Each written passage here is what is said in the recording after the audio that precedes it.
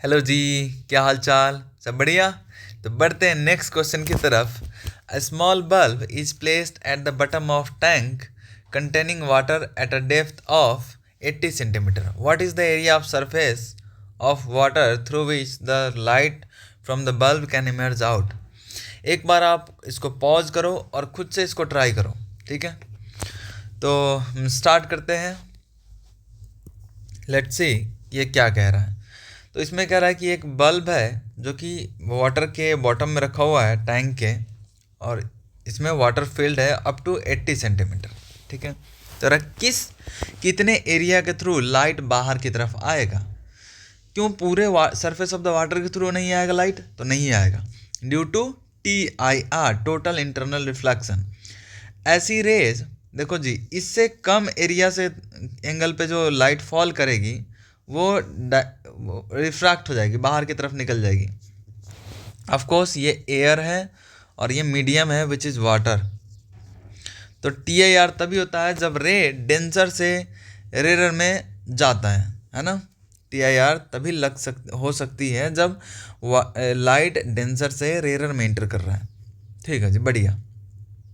तो इससे जो इस तरफ लाइट आ रहा होगा वो रिफ्लैक्ट बैक हो करके और इनसाइड ही आ जा रहा होगा following the laws of reflection यहाँ पे। तो इससे जो भी हायर एंगल पे एंगल ऑफ इंसिडेंस के साथ इस पे फॉल कर रहा होगा सरफेस पे, वो रिफ्लैक्ट बैक हो रहा होगा ऐसा, ठीक है जी। इससे कम एंगल वाले क्या कर रहा होगा, रिफ्रैक्ट हो रहा होगा, ठीक है। तो जिस एंगल पे ये सरफेस के पैरेलल चला जाए वो कौन सा एंगल होता है जी, क्रिटिकल एंगल। तो यहाँ से angle of incidence i is equal to theta C.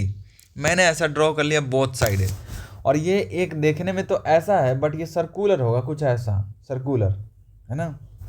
3D में विजुअलाइज करो तो कुछ ऐसा सर्कुलर एरिया हमें दिखेगा जिससे लाइट पास हो रही है, कुछ इस तरह से।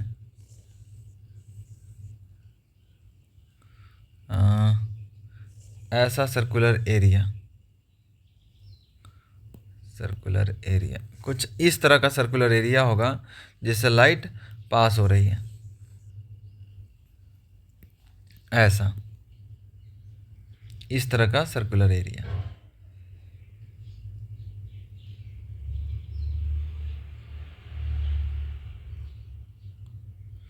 तो इस सर्कल का बेसिकली हमें एरिया निकालना है। अगर आपने आपने निकाल लिया है तो वेल एंड गुड, और अगर नहीं निकाला है तो इतना हिंट के बाद आप फिर से खुद से कीजिए, अगर पहली बार नहीं हुआ तो। इस एरिया का सर्कल निकालना है क्योंकि इसी एरिया के थ्रू लाइट निकलेगा, और इससे इस एरिया के बाहर जो रेज जा रहा होगा रिफ्लैक्ट बैक हो करके वाटर के अंदर ही इनसाइड ही आ जाएगा। ऐसा देखना कहीं भी जो वाटर के अंदर जो बल्ब रहती है वो वाटर के अंदर लाइट को फैला देती है, इसी वजह से, क्योंकि जो लाइट है इतना ही एरिया से पास हुआ, बाकी का जो सरफेस एरिया है वो रिफ्लेक्ट बैक कर देता है रे को। Got the point.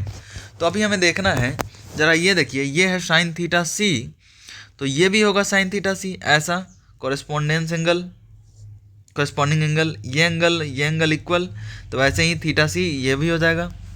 अच्छा, पहले साइन थीटा सी निकालते हैं। From Snell's law we can apply Snell's law at this surface, यहाँ पे अप्लाई कर लेते हैं। तो mu of water into sine i, और वो साइन आई कितना है जी, theta c, is equal to air का रिफ्रैक्टिव इंडेक्स 1 इंटू साइन 90। तो यहाँ से साइन थीटा सी आ गया दोस्तों 1 upon sine theta C 1 upon mu of water, और म्यू ऑफ वाटर कितना है जी 4/3। 1.33 का मतलब होता है 4/3, ठीक है। और ये हो जाएगा 3/4। तो यहाँ देखो जी, ये राइट एंगल ट्रायंगल है, ज़रा ध्यान से देखिएगा, ये राइट एंगल ट्रायंगल है। इस वाले में ऐसा हमने हाफ ट्रायंगल लिया, दिस वन, ज़रा ध्यान दीजिएगा, ये ट्रायंगल हमने ऐसा लिया, ये वाली ट्रायंगल।